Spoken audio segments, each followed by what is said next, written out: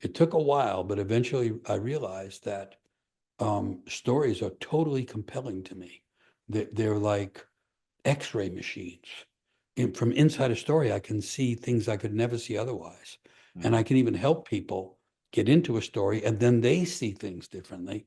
And so in the meantime, I had an interest in ethnic storytelling is very ethnic, and I'd study stories from all over the world, just on my own.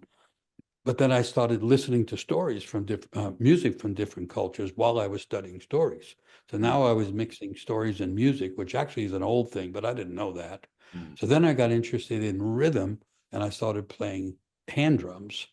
Mm. And then I accidentally started working on a rhythm that I was interested in while I was thinking about a story. And what happened is I could see the story. It was like I was in the story. Mm. And it totally changed the way I was perceiving stories. And I'd never told a story out of I've never rehearsed ever. Mm. I've been telling Mm. stories for 45 years or more, but I've never rehearsed a story.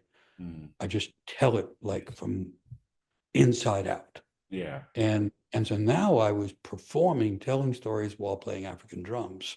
Mm. And that opened all kinds of things because it turns out most people can't resist that. The rhythm drives images into people. Young people can't resist it at all. And most people, and so I could be in any kind of cultural situation or anything. And if you play, there's certain kind of rhythms that are like, they call it light trance. And it's kind of like the video screen actually has a little pattern, and it's a pattern that's compelling. Uh, Drum can be even more compelling. Mm. And so telling a story while playing a compelling rhythm turns out to be change all the energy in a room. And, And and most people, and by the way, turns out to be what they actually did in indigenous tribes. I was rediscovering the old thing Yeah. or connected to what you said at the beginning, Mm. something old caught up to me.